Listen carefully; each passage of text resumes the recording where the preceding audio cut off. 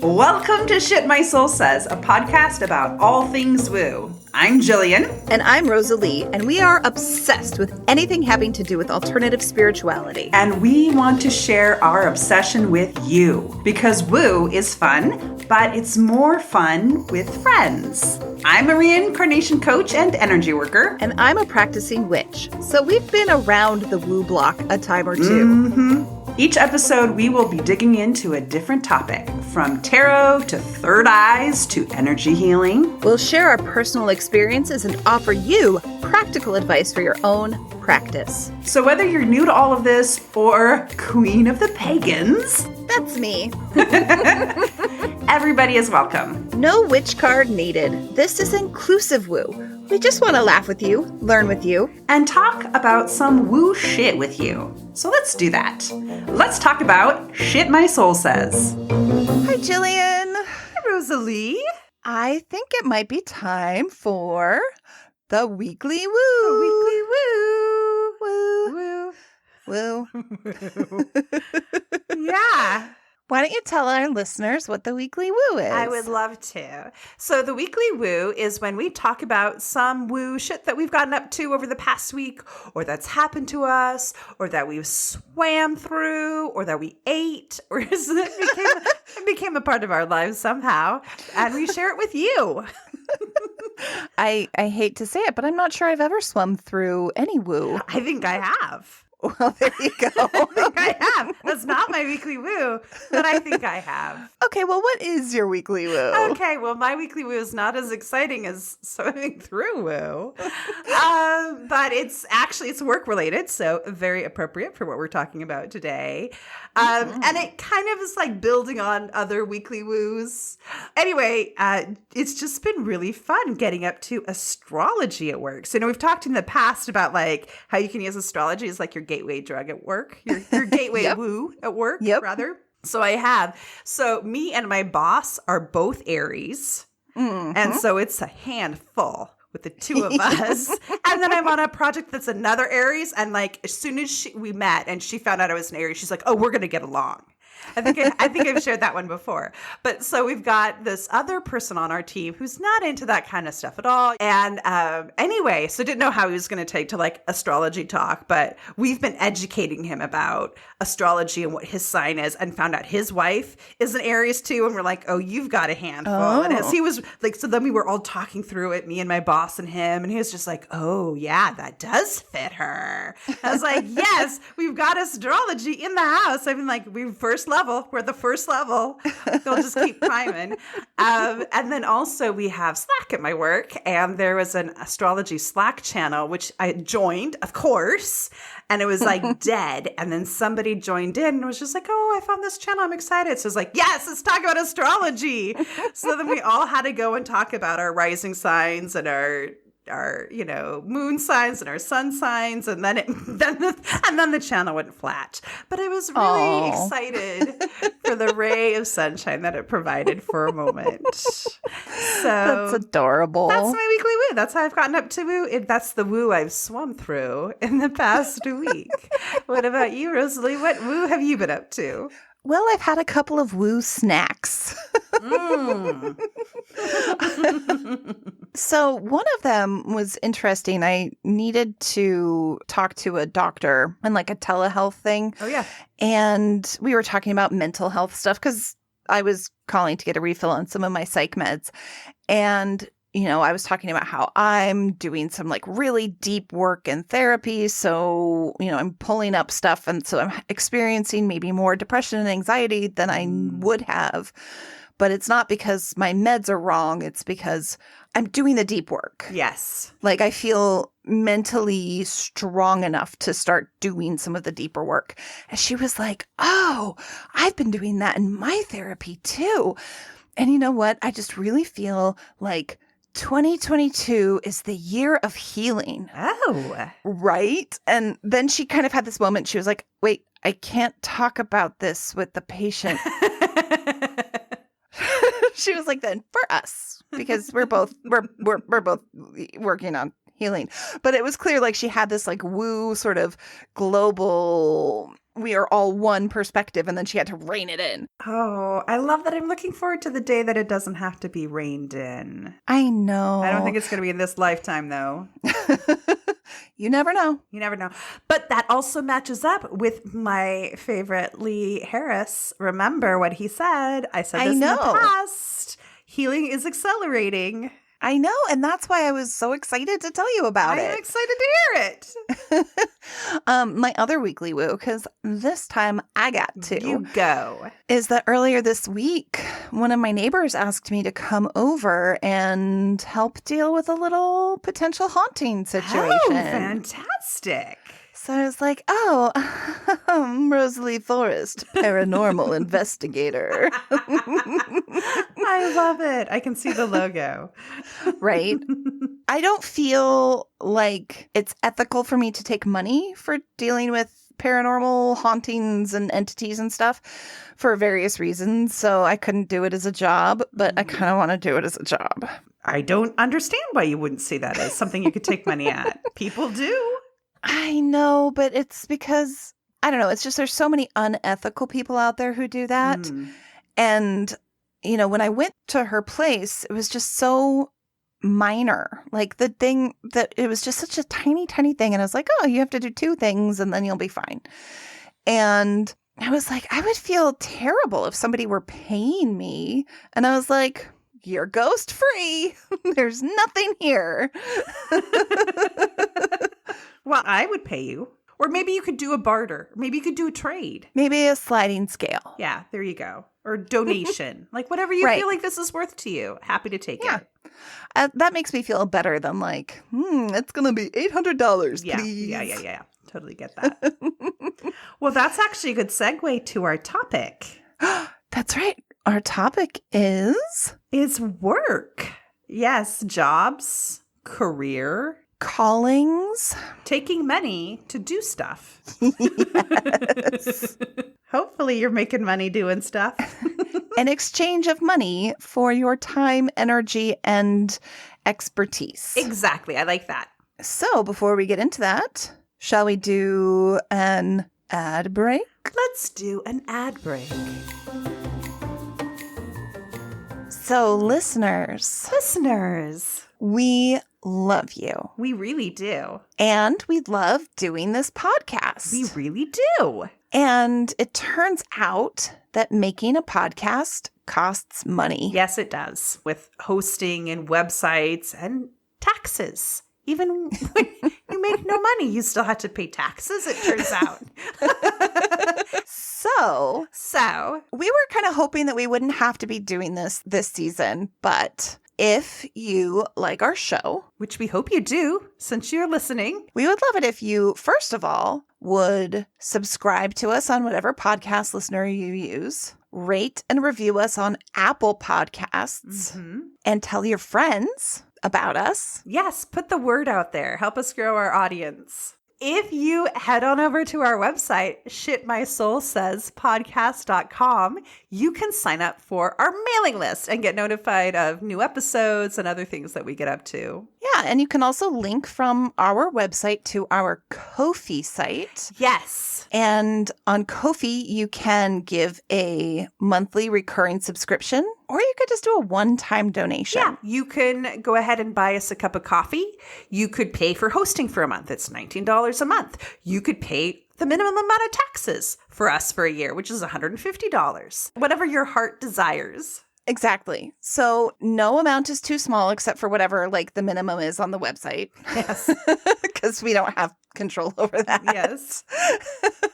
But, you know, if you have $5 right now, great. Yes. Everything is appreciated, no matter how big or how small. So far, we are not making any money off of this podcast. So we're not asking to fill our pockets. Nope. We just are asking to kind of get some of the energy back that we've put into the world and help us sustain the work that we're doing. Exactly. Because we love it. And we love you. And we love you. And remember, it's not the size that matters. It's what you do with it that counts.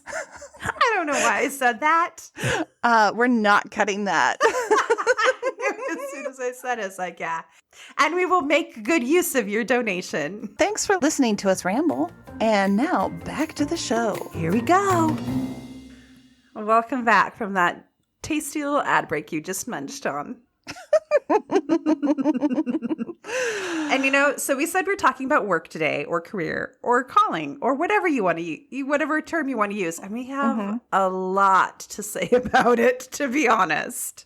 We sure do. And that makes sense, honestly, because it's something that such a large percentage of the population has to deal with. And it's such a large percentage of our time. Exactly. Particularly if you're working like 40 plus hours a week, in my case, it is my life. Yeah. My job is my life. I just cram everything around the edges of my job is how I live my life right now. I'm not sure if that's admirable or sad. It's not admirable. Do not put that up as something to admire. We need to break that reality. Agreed. So let's go back in time. Let's start at the beginning. Yeah, thank you. I'm traveling back in time. I feel like I'm on Wayne's World. Well, that was kind of what I was going for. Perfect. Then you nailed it. Congratulations. So, yes. So going back to like how we used woo when we were picking careers or picking jobs or finding jobs or coming to jobs is like the beginning. Okay. The beginning. And in the beginning, there was Jillian. There was Jillian in the beginning, and she was a child. This is the first time I used woo in relationship to career. I remember I was about 5 years old, I think, maybe 6. Oh, wow. Yeah. We are way back I told you we're going to go back to the beginning. And I had a dream. And like, if you know me at all, I'm really into my dreams. Mm-hmm. And in the dream, I was walking a red carpet event. Oh. And it was like the Oscars. It wasn't like the Oscars. It was the Oscars. And I woke up and I was like, that's it. I'm an actress. That's the future.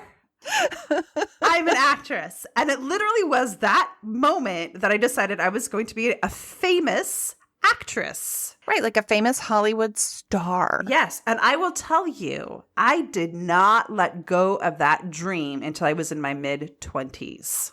Everything in my life. And it was so hard because I know I'm going to be a famous actress, but I'm only in 3rd grade and there's nothing I can do about it because my mother was not a stage mom. So that's actually probably for the best. I know, but then I could have realized my dream maybe a little bit sooner or become a drug addict, one of the two. Or both. But yes, so it wasn't until 8th grade that I was able to start doing acting. So can you imagine? That was 8 years that I had to wait, that I had to carry that burning ember of a dream inside of me, a literal dream and a figurative dream.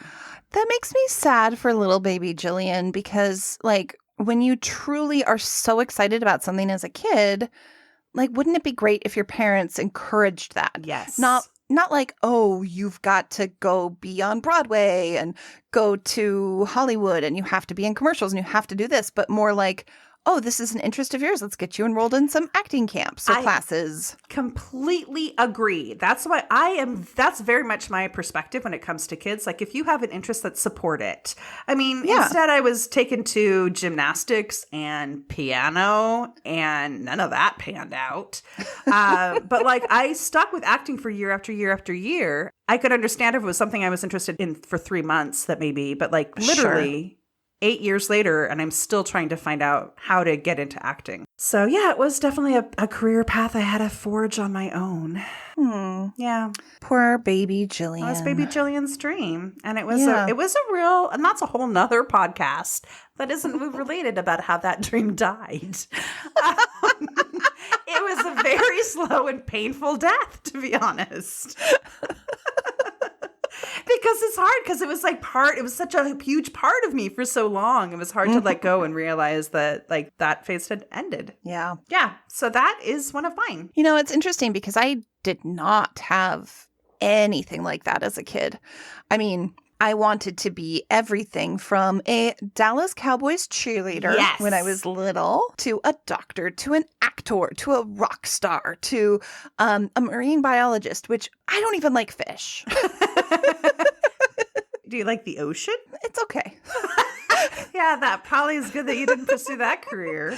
I mean, I like the ocean, but I'm not like, oh, let's go explore the depths. I'm like, no, there's seaweed down there and sharks. Yeah, okay, fair enough.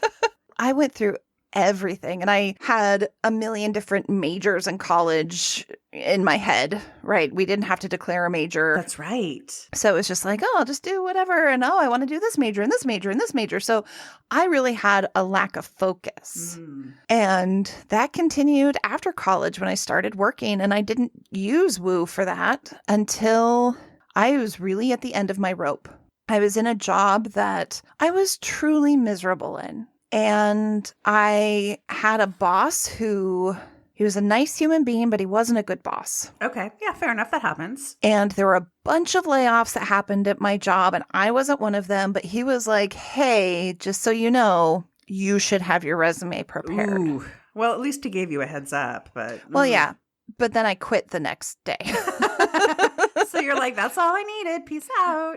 I was young and didn't realize that if I got laid off, I could be eligible for unemployment and severance. Yeah, but it was right before the economy crashed, so I was able to get a job within like a couple of weeks. Okay, good. But anyway, so I was just, like I said, I was completely miserable in that job. I had zero direction. I didn't know what I wanted to do, and I was so upset with my life that one night I just reached the end of my rope and I was like... on my knees, and I held my hands out and I said, Goddess, please help me. Please tell me what it is that I need to do with my life. And no matter what you tell me, I will do whatever it takes to make that happen, as long as you make it crystal clear. Nice. And I went to bed, and in the morning, I woke up with a single thought, which was, I have to become an acupuncturist. Fascinating. Right? So I did. Indeed you did. That's how we met. I know. I was there. Yeah, I'm glad I was there to remind you about that. Thank you. Yeah, you're welcome. Well, I guess I could talk about the first time I used woo as an adult. So as I mentioned, right, I was going to be this famous actress, and then things kind of crumbled apart in my 20s. A lot more of a story to it, but in the end, I was lost. And it was so hard for me because, you talked about earlier, like you wanted to be all these different things. Well, for me, I always wanted to be an actress. So as I encountered friends in high school that didn't know what they wanted to be, like I didn't understand that at all. I had no concept of what it was to not know what you were going to do with your life. Sure. I was certain. And I remember doing this acting exercise in college because I went to university for acting. And you had to do this whole, you were born. And then you had to have an entire, life span in, that 2-hour class. And because it's acting, right? So you do this, I just thought, how much money are we paying to pretend we're being born right now? And anyway, in that pretend life, I didn't know what I wanted to do. And it was the first time I felt that feeling of being lost and not knowing. And it was strange. But it was also kind of prophetic because that ended up happening to me in my 20s when I realized, I'm not going to pursue acting. I had kind of been interested in being a psychologist when I was, younger too, on the side of being an actress. I had other little thoughts. So that was always kind of in my head too as an option, but I didn't know, I also had been into writing too, if that was something I wanted to pursue. Anyway, I just remember this one moment. I was working at the University of Washington in a job, just a regular old job, and was thinking about going back to school and what I was going to study. And as I was walking around the campus, I passed by the Department of Psychology sign. There was a sign. And there was something about the sign that had an extra pow to it or some energy to it or something. I was like, that's it. I'm going to be a psychology major. You literally saw the sign. I literally saw a sign. And so then I went and studied psychology. As you know, I did not become a psychologist. But As it does turn out, so I'm in HR, as it does turn out, psychology is one of the degrees that qualifies you to work in HR. Oh. And so I'll just move on to this next little bit about how woo kind of steered me away. So then, right, I went into life coaching. That's where we met. I was a life coach and found like that's not working for me either. It just sucked not knowing what I wanted to do with my life because I had all of this energy and passion and I didn't know where to put it. So I got to the end of my rope financially and had to be like, I had to get a temp job because I need to make some money. Right. And it was a soul crushing day that I had to go to a temp agency because I was putting my next dream, this life coach dream, was now expiring, was now on hospice itself. Right. And I went into this temp agency and I was like, I just want a part-time job, right? Because I'm doing this side hustle. I just want a part-time job.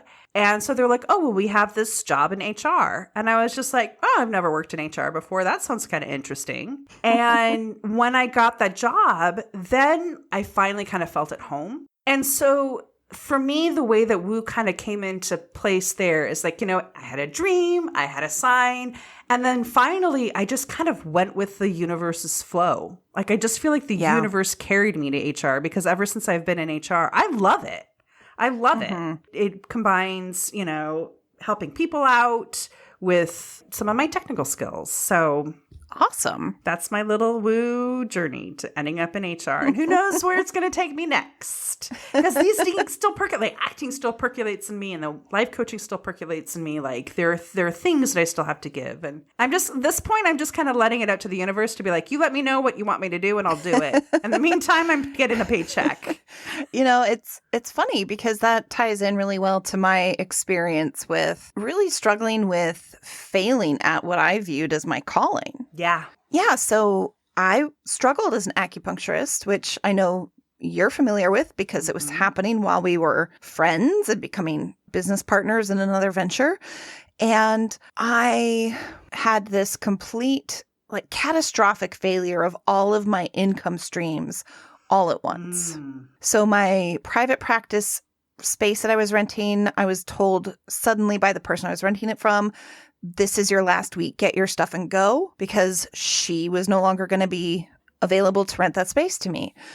And I was also working at a community acupuncture clinic and my hours got cut in half and it didn't pay that well. So I was only working 10 hours a week. And I had gotten a whole bunch of sub shifts for other acupuncturists, like 3 different acupuncturists, because as soon as my business tanked, I was like, well, I got to do something. And it was just one after the other. They all canceled their plans. Oh, wow. I mean, it was just like, bam, bam, bam, bam, bam. And I was like, what am I going to do? And I was just so perplexed. I was like, I have no idea what I'm going to do. This is my calling. My goddess told me to do this job. Yeah. And now it's literally falling apart. What do I do? It was just this really scary time. And I was just like, okay, I'm putting my trust in you, universe. What do I do? And within a couple of days, I got an email from a woman that I had met a couple of times. And I had worked very tangentially at the same company with her boyfriend. And she was like, hey, do you need a job by any chance? Wow. I was like, what? As a matter of fact. She was like, yeah, I was just going through my LinkedIn connections, trying to find somebody that I thought wouldn't suck to work with. Because we need to hire somebody immediately for this job at the community college I work for. And so it was originally intended to be just a temp job, and I jumped at the opportunity, and I had to do an interview, but it was kind of you're going to do this because we don't feel like actually going through the whole process because we won't find anybody for months if we do that. And I just got a job, which I stayed at for 5 years. Yeah. Temp jobs can do that to you sometimes.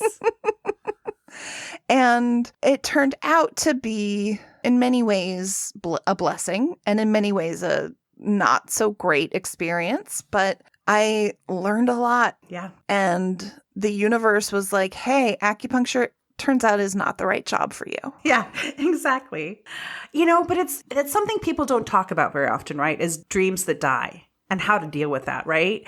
Right. Like we get, I mean, particularly in the United States, we just get so drilled into ourselves about have a dream, go after your dream, chase your dreams. You need to go after your dream. And what happens when you do and it disintegrates on you? Like I remember like this poem from 3rd grade. It's like stuck in my head.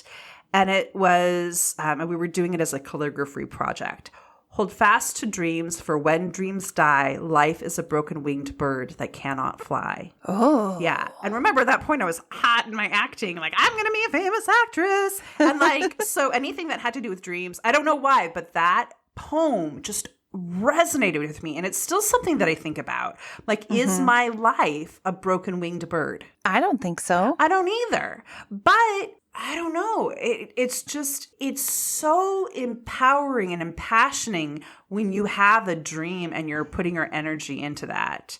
But just because you have a dream doesn't mean it's easy. Nope. And doesn't mean the first dream you have is the final dream. Sometimes you need to have dreams that gear you up for the next dream. Right. Well, and then there's also the issue of when you achieve a dream, or when you get to that goal and you accomplish it, sometimes it just feels empty at the end. Mm-hmm, mm-hmm. Like, I've worked so hard and I've reached this pinnacle, but being at the pinnacle isn't actually all that exciting. I want to go up to another pinnacle. Yeah.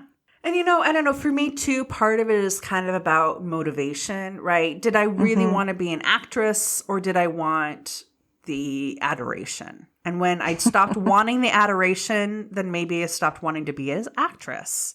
Sure. And also for like life coaching, I wanted to be a good person. Like I wanted to do something that helped people. But did I actually want to do coaching, right?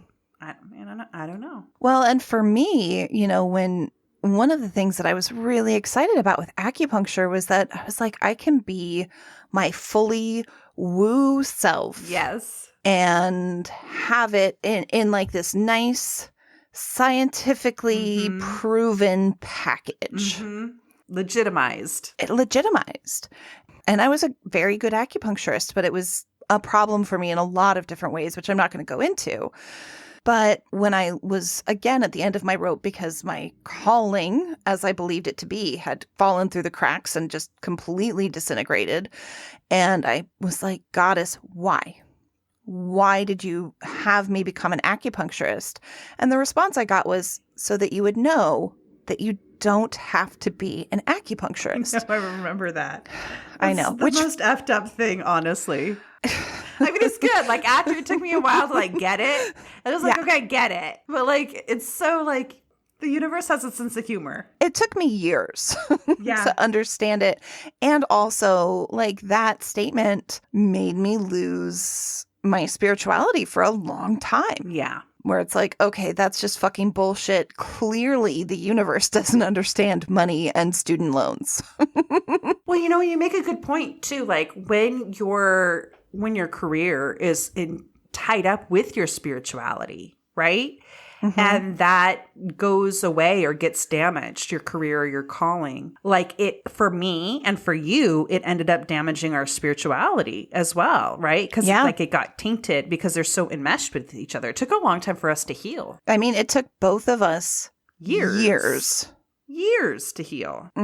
Yeah. But here we are. Living our spiritual woo lives. Yes. And, you know, for me right now, it's a bit compartmentalized, clearly, because I work a day job like HR, and I have my spirituality, and I still feel like I don't know if I'm going to be doing HR till I retire, or if I am, is there some other manifestation of the work I'm supposed to be doing? I don't know. Or, you know, maybe what's going to happen is like Melanie Lynskey's going to look for talent could be her sister. Because here's the thing. This is actually a good point. So she's my doppelganger. Melanie Lynskey is my doppelganger. Ever since we were in high school, people are like, you look just like the girl in, her first movie was Heavenly Creatures.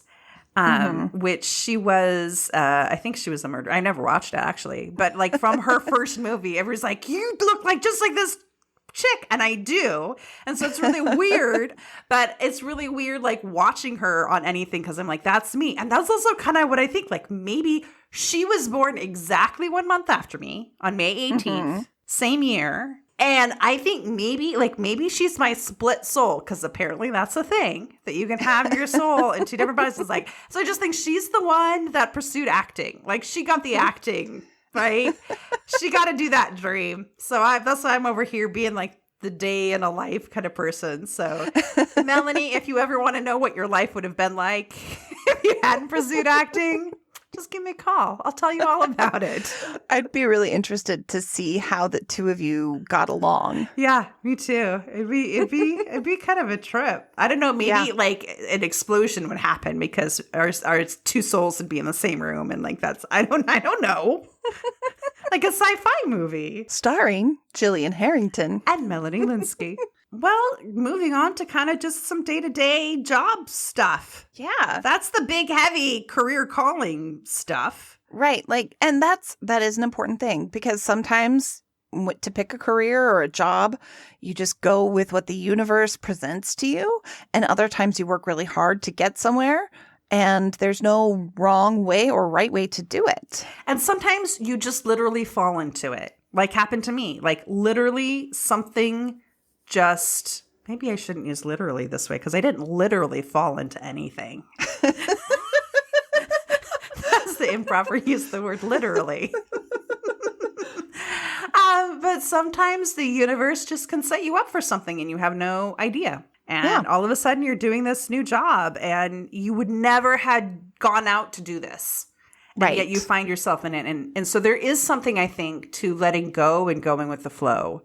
But listening to, but don't just do it just to do it. Make sure you actually enjoy doing what you're doing. Right. And, it's also like just going with the flow is something that's like, well, that's really nice if you get a job.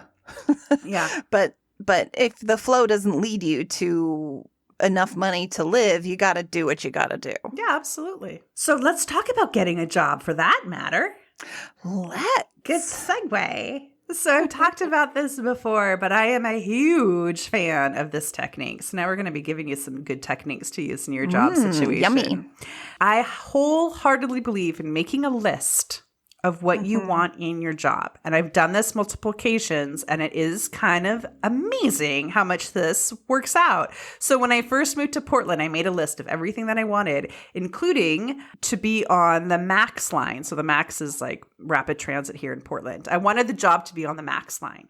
And sure enough, there was a stop right outside the office building. However, I did not put in my apartment wish list to be on the MAX line. So it did me no good. But the universe is like, sure, here you go. And then the one that really kind of blows me away, and I've shared this one before, I made a list prior to my current job, and I said what I wanted in this job. And so I was going after all sorts of jobs that had nothing to do with the job that I had put in my wish list. And I was interviewing for this job, just thought, well, this is something I could do. And I didn't end up getting it. It was a data-related job, and I got rejected from it. And it was soul-crushing because I'd been looking for work for a while. And then the next day, they contacted me back, and they were like, well, actually, you know what? We want to change the job. And we want to up-level it, and we want it to do X, Y, and Z. And it was amazing because what they changed the job to was what was on my wish list. Amazing. I know you've heard this story before, but you heard it again. But it's a good story. It's a good story. And that's like, it underlines the idea about putting out your intention, right? And you never know how it's going to show up. And it helps when you focus that intention. Absolutely. So it's not just like, oh, I want a job and I want to make enough money to pay my bills. It's like, I want a job where I do these 6 things and I'm able to have, this level of position and I get this exact number of dollars or more, right? Because, it's like, oh, I want enough money to pay my rent. And it's like, okay, well, maybe you'll get a job where You have enough money to pay your rent, but maybe nothing else. Yeah, exactly. Don't ask for the minimum. Yeah. Ask for your dreams. Yeah. Go have fun with it. Mm-hmm. You never know. And Jillian really likes making a list, and I do too. But one of the things I like to do is to make a vision board. Oh, yes. Talk about that. So if you don't know what a vision board is, it's where you take a piece of paper or some poster board and you collage stuff onto it. But every image that you collage onto it is something that you want to manifest. So you can do a career vision board. You can do a relationship vision board. You can do an apartment vision board or whatever. Or just like, these are the things that I want for my life in the next year to manifest. And so just having a visual representation of the things that you want can be really helpful for triggering that focus and intention. Mm-hmm. So I would always hang them in my room. So when I would wake up in the morning, I would look at my vision board. When I would go to bed at night, I would look at my vision board. Do you have other tips for getting jobs besides vision boards? Oh, sure. Magic. Yeah, there's always a little bit of magic. You know, for me, one of my favorite things is crystals. You do love your crystals. I sure do. And there are a few crystals that I think are really, really helpful when it comes to job-related stuff. So one of my favorites, this is one that I didn't know existed until the past couple of years, is strawberry quartz. Yeah, I have never heard of strawberry quartz. And that sounds divine because I love strawberries. It's like a deeper, richer, sort of pinkish maroon color. And a lot of times it has a lot of flash and sparkle. And it is good for helping you to figure out your soul purpose. And when I say soul, I mean S-O-U-L, not S-O-L-E. Your soul's purpose. And I got a big sphere during COVID. One of my early coping mechanisms was to do like online crystal sales. So I got a big sphere of strawberry quartz. And during the pandemic, my husband and I both realized that we couldn't continue to do the jobs that we were doing. And we each figured out what it is we truly want to be doing with our lives right now. And I'm sure that it wasn't just because we had a huge sphere of strawberry quartz in our house, but I don't think it hurt. I don't think it hurt either. And then for bringing in money and prosperity, a few of the stones that are really good for that are pyrite or fool's gold, citrine, and green jade. Mm-hmm. So those, just having them around, it's like, oh yeah, that's a money stone. And getting a nice crisp $20 bill or even a $100 bill and putting money stones on it is a really great way to attract money into your life. I like that. And for an interview, I say always carry a piece of carnelian on yourself. It gives you a lot of confidence. And it also helps to make you sound more articulate. That is always helpful in an interview. Right? Yes. I should probably have that for these recordings, too. Well, and it's nice to have something to kind of fiddle with in your pocket, too, you know? Absolutely. And so, there's plenty of other things you can do. Planting a seed, if you've got enough time. Right? Mm-hmm. Like planting the seed and putting your intentions into the seed and then, nourishing and nurturing that seed till it grows into a plant, which would grow into your job. So there's a lot of different magical methods. And you know what we can do? We can link to the spell workshop. Yes, in the show notes to get some ideas about casting a spell for your ideal job. That's right. I like it. And I do like to remind people to always do the mundane work, too. Mm-hmm. Sometimes jobs fall in your lap. Yes. Usually they don't. So make sure you're doing all the work you need to do, like having your resume out there, posting it on LinkedIn or Indeed or whatever, just making sure that you're applying for jobs. Well, and even just being open, right? To being open, like we talked about in the relationship episode, being open is important. So open to recruiters that contact you. The job that I have now, the recruiter, when he was contacting me for some jobs. I was like, no, that's an entry-level job. I'm not going to do that. But like this particular position that ended up becoming the position that I'm in now, I was open to it. It wasn't necessarily what I was looking for. And then it became what I was looking for. So sometimes you just have to be open to opportunities, and they can take you places. Absolutely. And so can people. Speaking of people. Let's talk about people. Let's talk about people. People. Unless you're some sort of, I don't know, hermit wizard. I kind of am a hermit wizard these days in pandemic times. I mean, everybody is, but yeah. You have to deal with people in your job. Yes, usually you do. So whether that's coworkers or clients or customers or bosses. Mm-hmm. You gotta know how to handle the people that show up. Yes. Because the people that you encounter in your job are not people usually that you choose. Yeah. So we have a few little woo tidbits to help you with the people that you work with. Yes. Why don't you tell us a little tidbit? So this is a story, of course, you know me. This is actually my first HR job. As it turns out, the one that the universe just carried me into. I had a coworker, and I think I've probably told this in a different episode, but I had a coworker, and she was driving me crazy. I needed her to do things, and she wouldn't do this. Like, I felt like we were in this big battle. But we didn't talk to each other, but I was just so angry at her, and she literally was right next to me. And so I remember going into my boss and complaining about her and wanting my boss to deal with it, wanting my boss to fix things. Mm-hmm. My boss was not down for that. That was not her style. So that's when I learned all about triangulation. Ooh, tell me about triangulation. Triangulation is when you have an issue with somebody else, but you go to a third party to try to come in and fix it. Right? She was like, no triangulation. You need to have a conversation with that person directly. Yeah. So that's what she told me, and I did not want to have a conversation.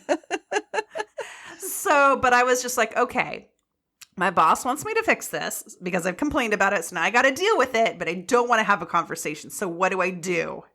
So I decided to just start to shift the energy I was putting out towards this person that I worked with.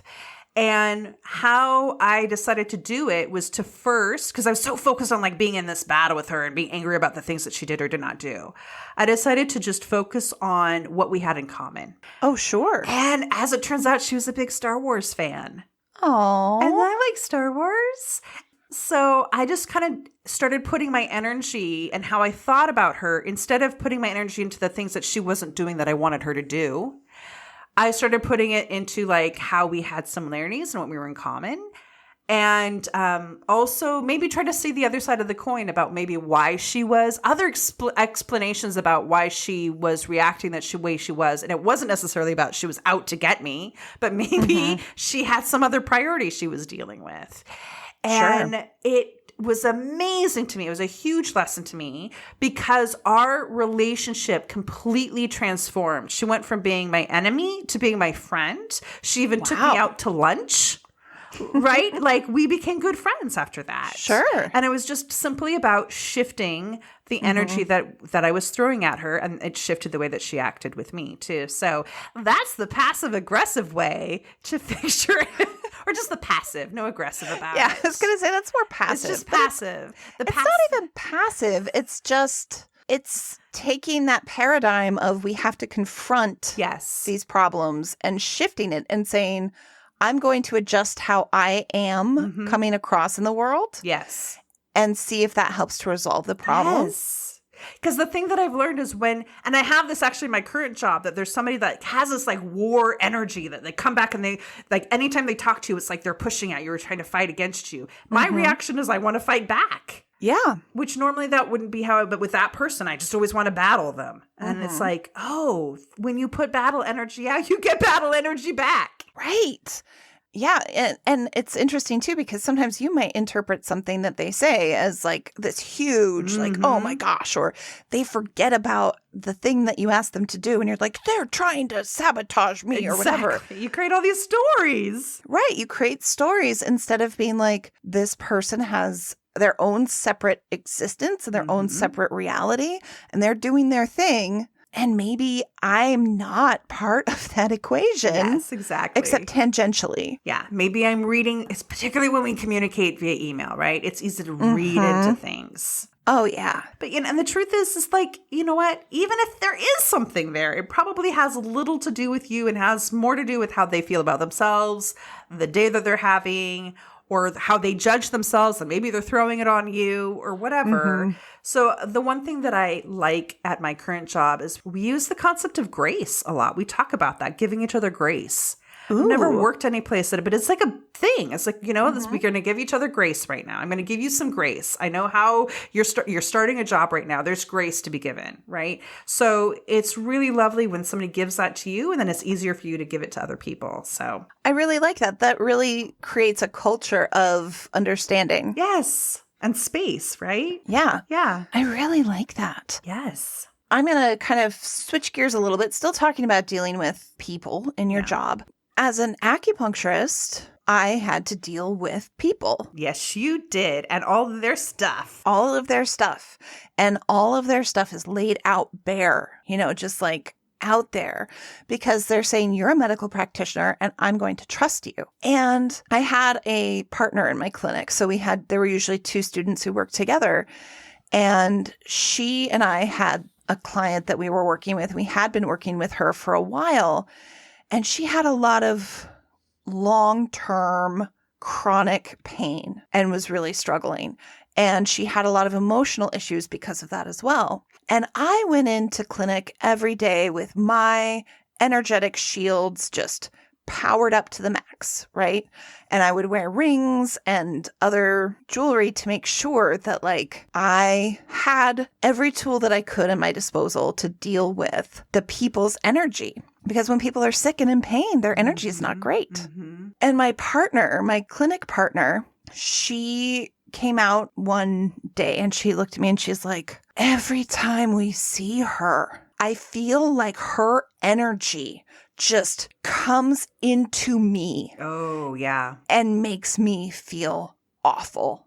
And so I just gave her a quick tutorial on how to do energetic shielding.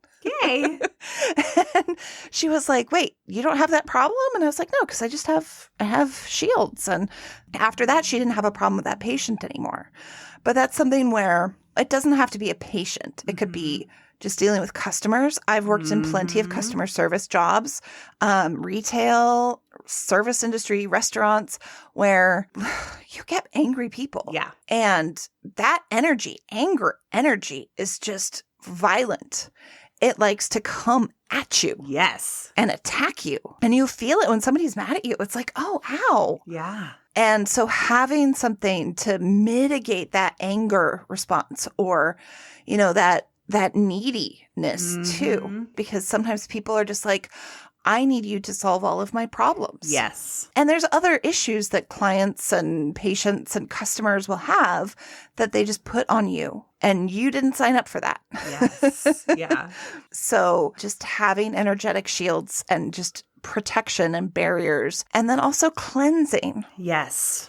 When I was doing life coaching, I would have to do that. I remember that was part of my routine every day as I got settled into my space, putting my shield up, and then clearing out people's energy when they left because, they're opening up to you, they're sharing with you. And even if it's totally positive intent, you can take on some of their stuff. So one of the things that I would do after a session, when I would wash my hands. Yeah. There was something about washing my hands that helped me cleanse. It was doing a physical thing, a physical cleansing thing helped me do an energetic cleansing thing as well. Well, sure. And you have chakras in the palms of your hands too. Yes. Plus, it helps to keep you from getting germs. It doesn't hurt.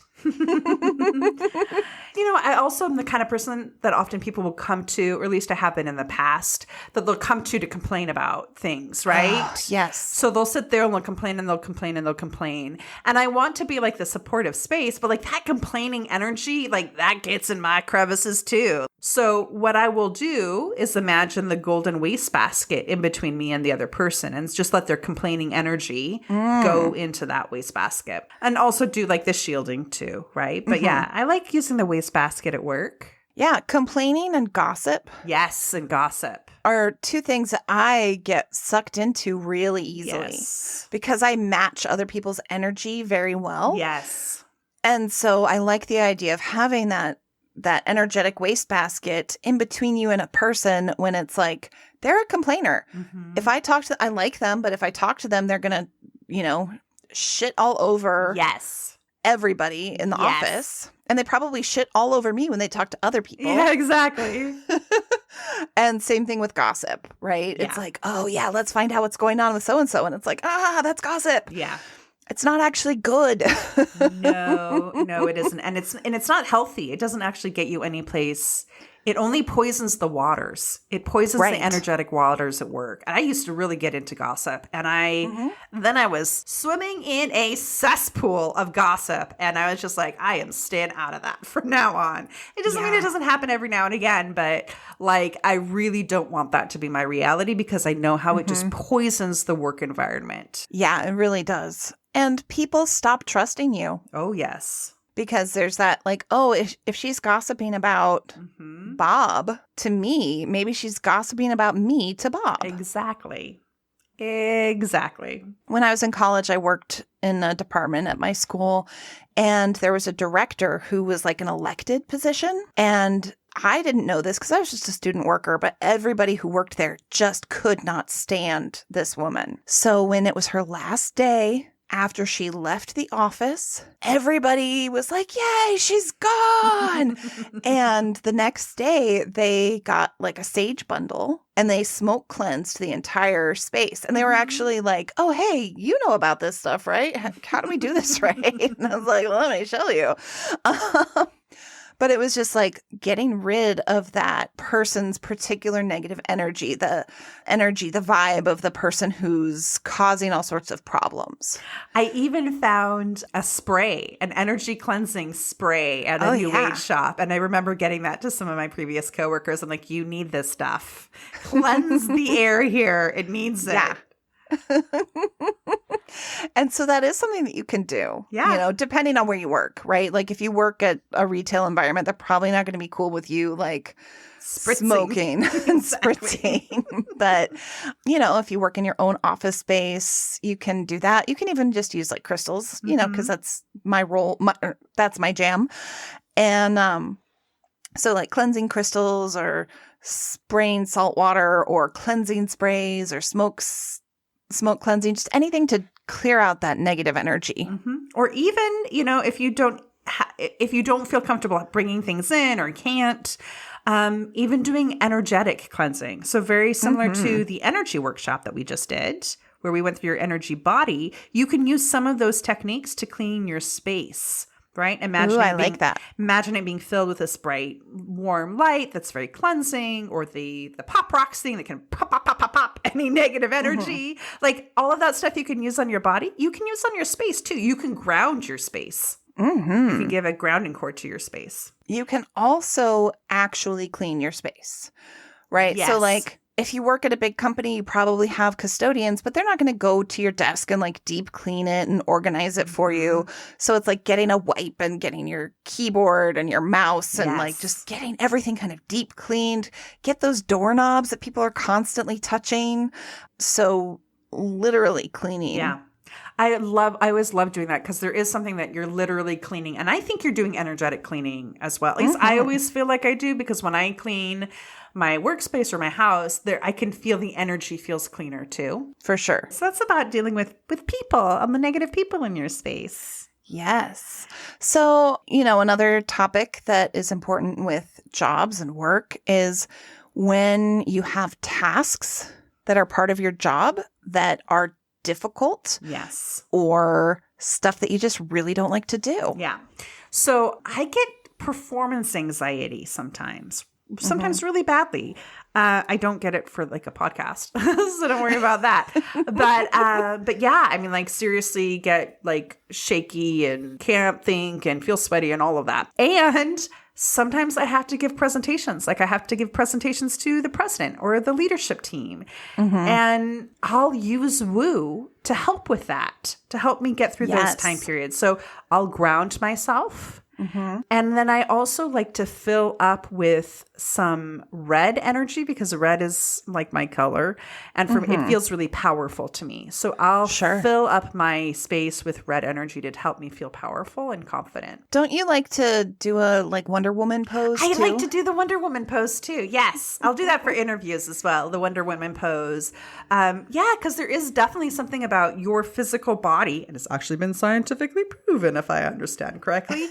But, there is something about the space that your physical body holds affects your emotional body, right? Affects your emotional, energetic body. So if you stand and carry yourself in a way that's confident, you then become confident, which blows my mind, but I love it. So yeah, doing some sort of pose that makes you feel powerful while also filling up with red or gold or whatever color empowers you. Yes. Can be really, really helpful. Yeah. And conversely, if you have job duties that maybe you need to calm down, right? Like maybe you're dealing with sick people or people that are upset or whatever. You can bring in a nice, lovely blue color to help you kind of calm down. And I have no problem giving presentations, but talking on the phone or even just leaving a message. So for me, I do mundane stuff too, but I'll do deep breathing exercises beforehand and some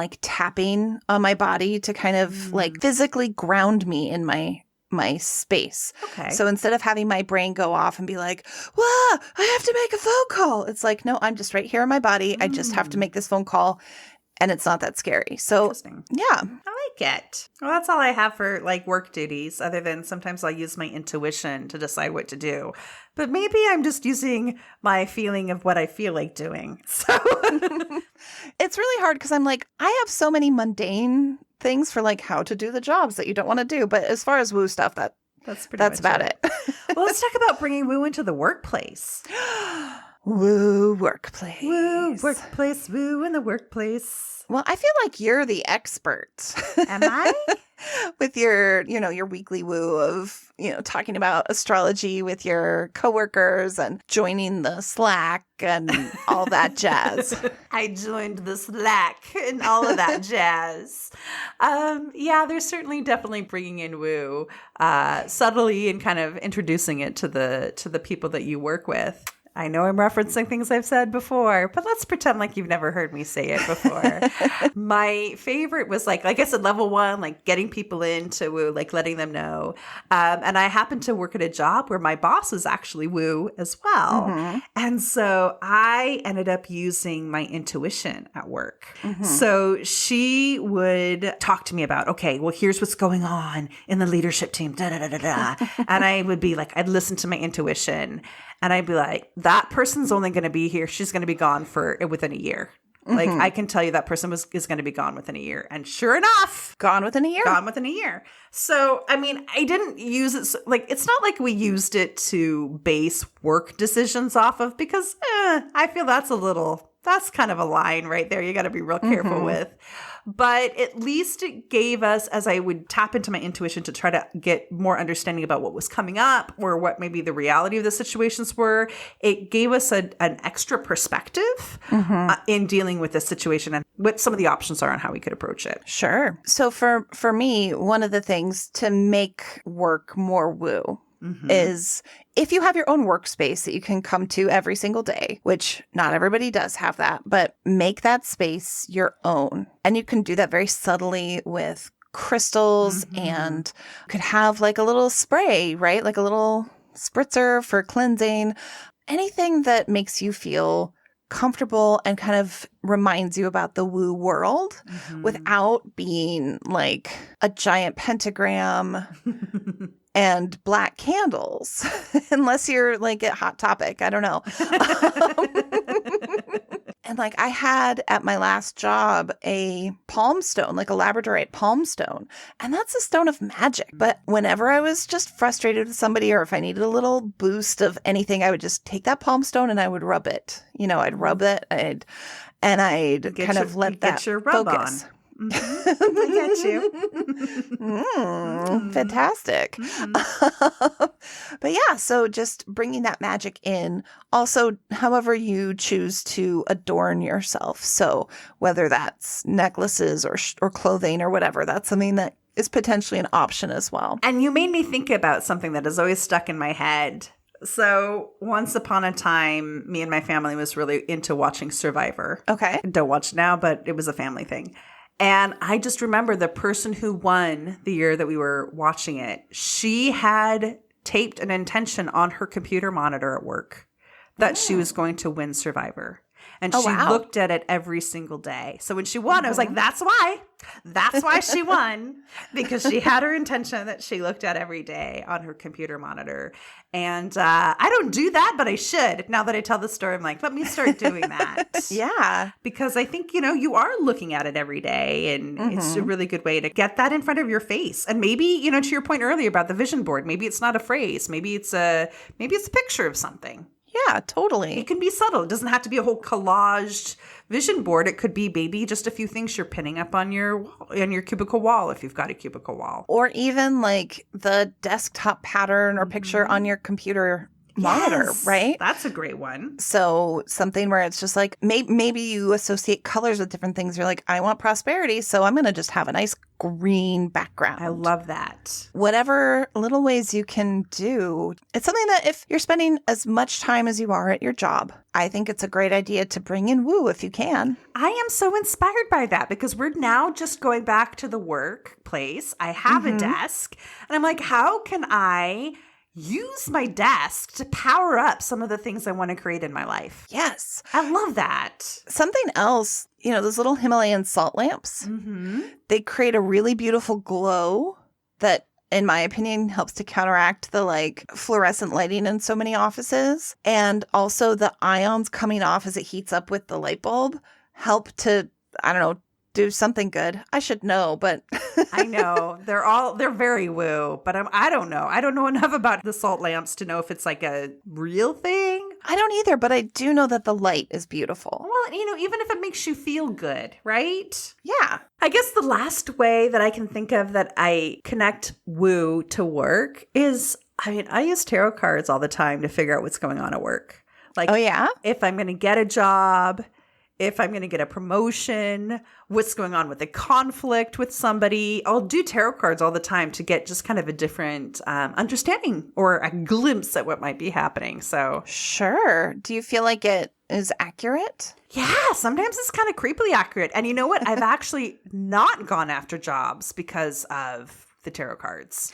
I do that too. I've never thought about using it as like a current job situation, but oh, this job sounds really good. Let me just pull a few cards and see what the cards. Oh, they say that's a bad thing. Okay. And I'll just back off from that. Yeah.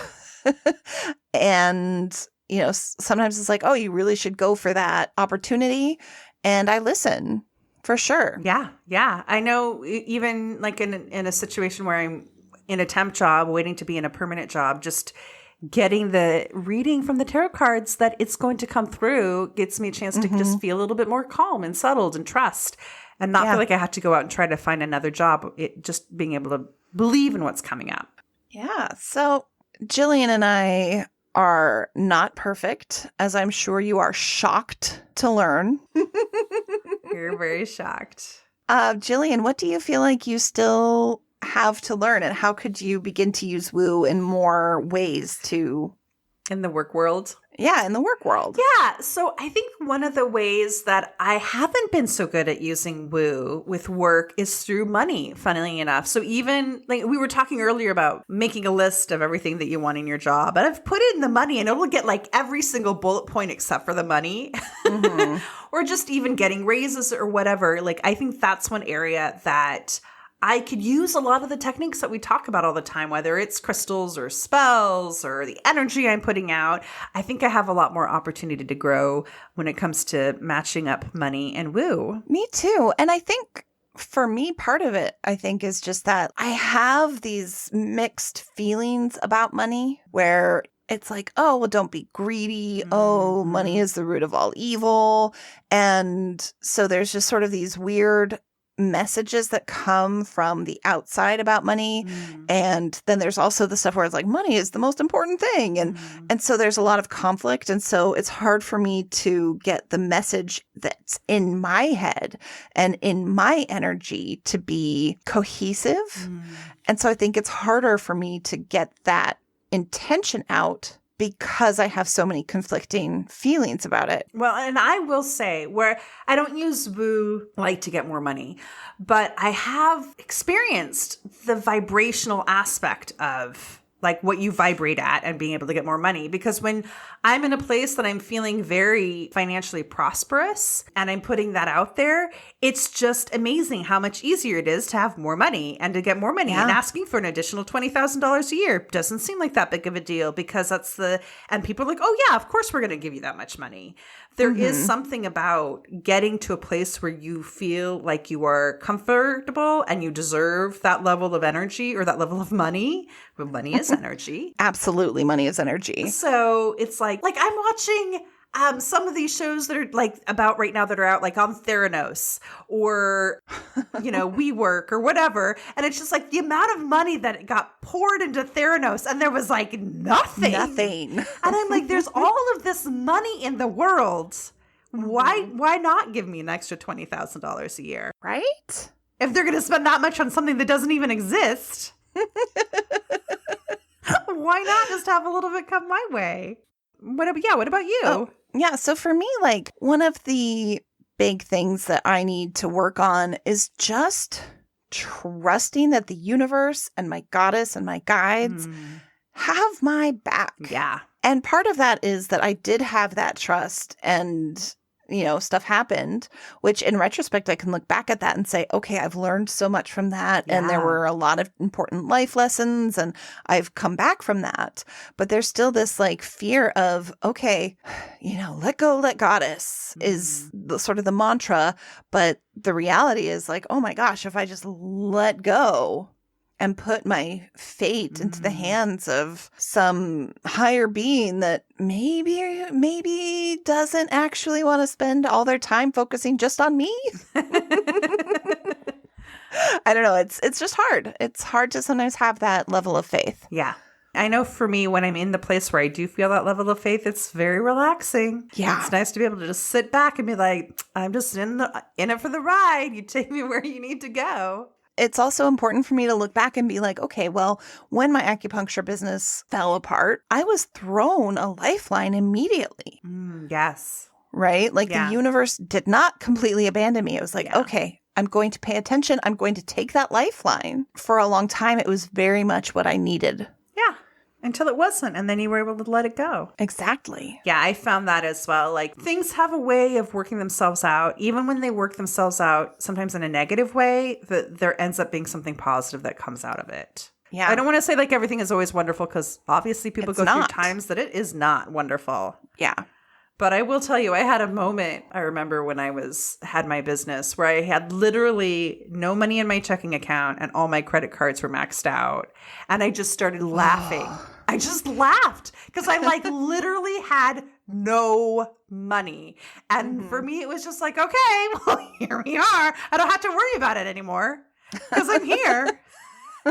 And you know what? And then, and I got through it and I survived. So, right. Although I will acknowledge that part of for me, that's a bit of white privilege too, perhaps, right? Yeah. To know that like I'm going to be taken care of or things going to be okay financially. And that was something I was going to say is like, when you've gone through one thing after another, when life just shits on you and the universe seems to be shitting on you and it's like, oh my God, what is going on?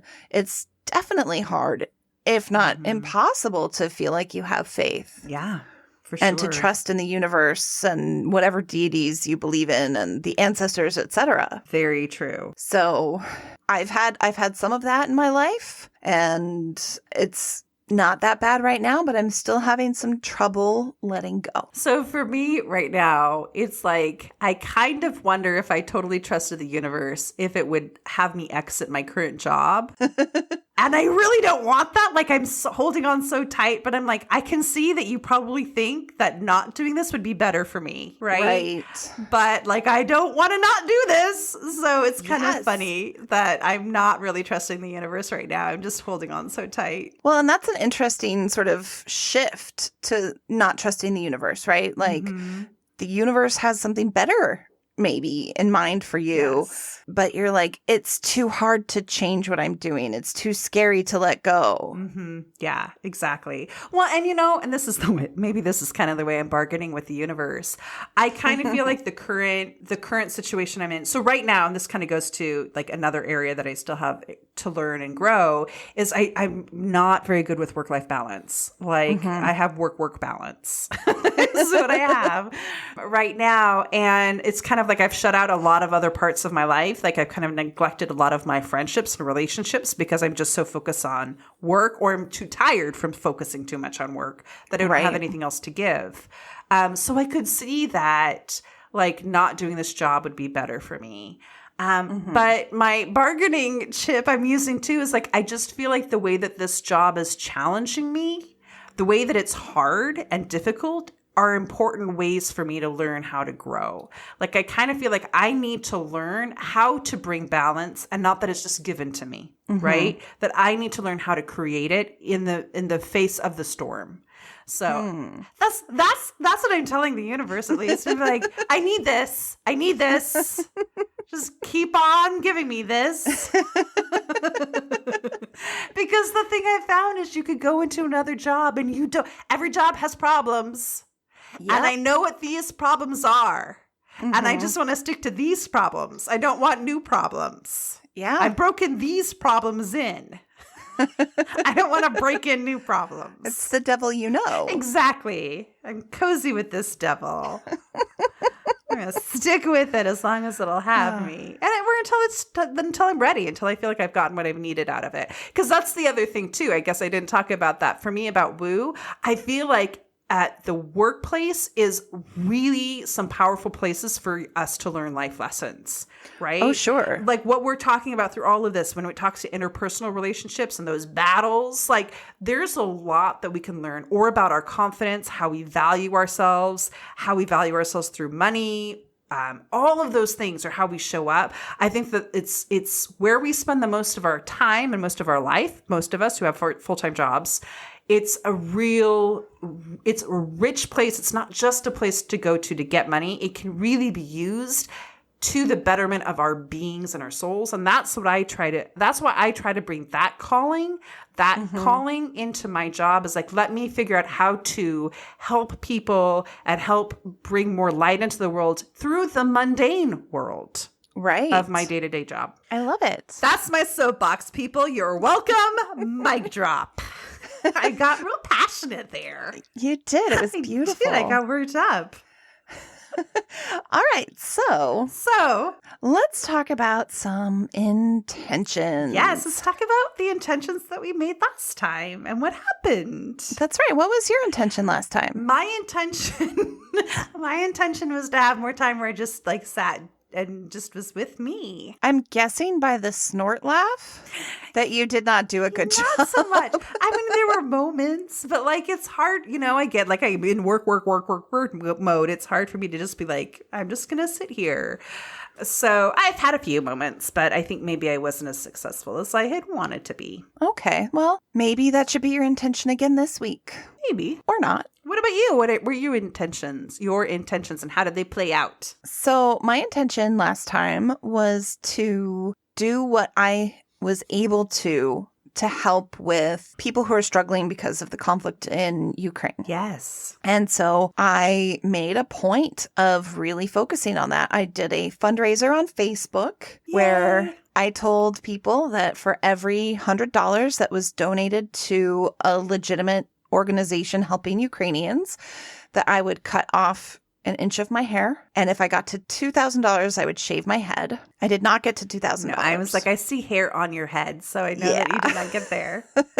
But I did raise over $850. Yay, good job. Which went to various organizations. And I just finally cut my hair yesterday, and it's Because part of it was that I had to cut my own hair for this. Oh, yes. Yeah. And then I also painted a Ukrainian flag with sunflowers picture and declared that proceeds from that image would go towards Care USA and their Ukrainian fund. Yay. And so I've put $150 from that. Fantastic. Yeah, I really kind of focused on that because it was something that was so important to me. I love that. That is great. Hopefully, there's a time when somebody's listening to this where things have resolved peacefully. Yeah, and that we haven't had World War III. Yeah. So, what are your intentions for the next 2 weeks? So, I have a new person that I'm really into. But this person, it isn't woo, though. Oh, okay. It's a fitness influencer. Okay. Yeah. I bet you're scared by that. Her name is Natasha Ocean. Okay. And the thing about her, which you will like, is the reason she became a fitness influencer is because she noticed that there were a lot of people in fitness that were just spouting a bunch of bullshit. Mm-hmm. And she's like, there needs to be science-based fitness information out there. That's what she's really committed to. Mm-hmm. And I just stumbled across her video on YouTube, and I really liked her.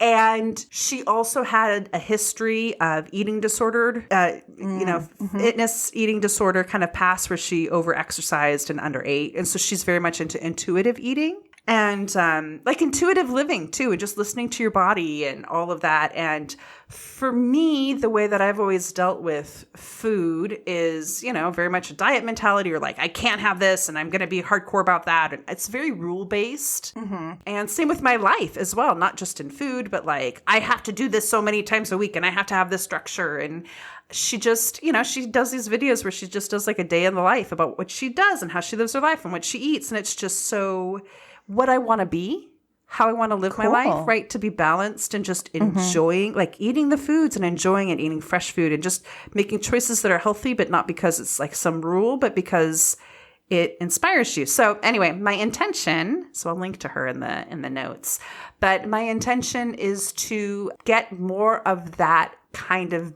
intuitive balance in my life when it comes to eating and moving and living and working, all of it. I love it. Yeah, that's my intention. It's a big intention. It's a big one, but that's why I'm saying making progress, not perfection. Right. What about you? My intention, I think, is going to be to focus on being present. That's a good one. It's really easy to, with my anxiety, to spiral off into like catastrophizing and coming up with all sorts of things that could happen maybe in the future. Mm-hmm. And also to focus on like my past and past mistakes that I've made and how that's going to manifest again in the future. But also like doom scrolling on my phone instead of being present with my son. There's just so many things that I'm doing as like an escape too, instead of just being present. So I'm going to just really focus on being present this week. I love that. Yeah. That's part of I'm going to put that in mind too, because it's also part of like that I tend to watch TV too much, right? Mm-hmm. Escape from that. And I like the idea about for me, it's about creating a world I want to be present in. Ooh, I like that. I think that's that's what I want to do. You just gave me shivers. I love it. Yes. Well, I'm excited to check in on how it went. Yeah. We're goofy. We're goofy. But hopefully that reached some of you all out there in listener land. Yes. Okay, on that beautiful note. On that note. Do your woo. Yes, do your woo. And tell us, what shit does your soul say? Yes, what shit does your soul say? Bye. Bye.